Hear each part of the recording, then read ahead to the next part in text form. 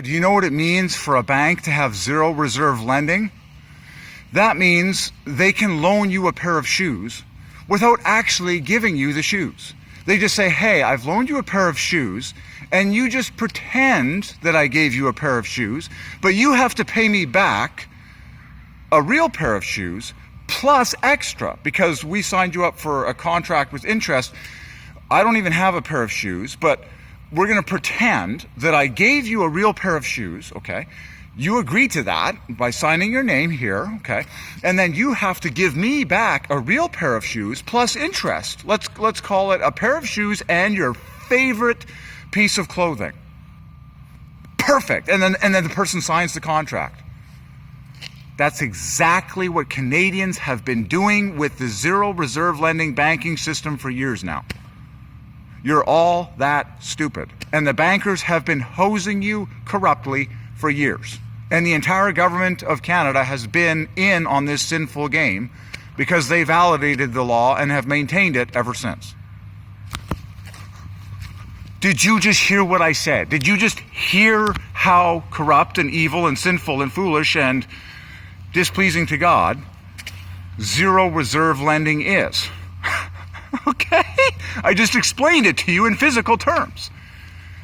Zero reserve lending means that a bank does not have to have any physical money printed by the government of Canada, which is of course owned by the citizens of Canada, okay, which actually maintains things in this world at a proper price because, you know, the whole point of a government-owned currency, which is owned by the citizens, is that it's the proper amount in the country and yada, yada, yada, okay?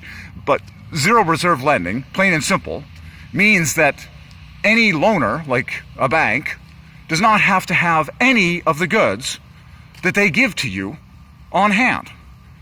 They just pretend. They say, hey, look, we just gave you $10,000 or $1 million. We don't actually have $1 million.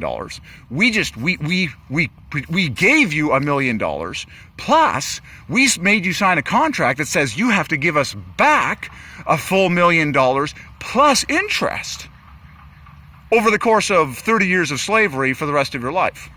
Thank you very much. Bye-bye. That is exactly how sinful and satanic banking in Canada is.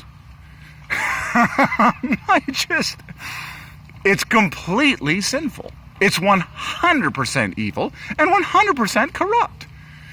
Fractional reserve lending or zero reserve lending is evil and cursed before God. Okay? The only way a loan is legal is if someone actually gives you the physical asset that you can see with your eyes and you can say, oh yes, this is money. It's like, did someone loan me $5 today? Well, I saw them give me a $5 bill. Yeah, they actually did loan me $5. The banks don't do that. It's all fake money, which is why all the housing prices in Canada are insane. And everyone's in slavery to 30-year debts, and the bankers collect all of your money and labor, and you are a slave to them. Okay? And it's time for the whole church to start preaching against this and calling this sin and corruption exactly what it is. God cannot stand sin. Therefore, any Christian and any enlightened human that is commanded to be Christian cannot stand this sin in our country. Justin Trudeau and every politician in Canada today is a total sinner, completely far from God, because they're not calling this out. It's total sin in this country. It is beyond sickening, and it's so far from joy, because sin is the antithesis of joy. Read for yourself about zero reserve lending. You'll have a stomach ache and you'll puke in all the right ways and you'll realize what needs to come to an end in this country.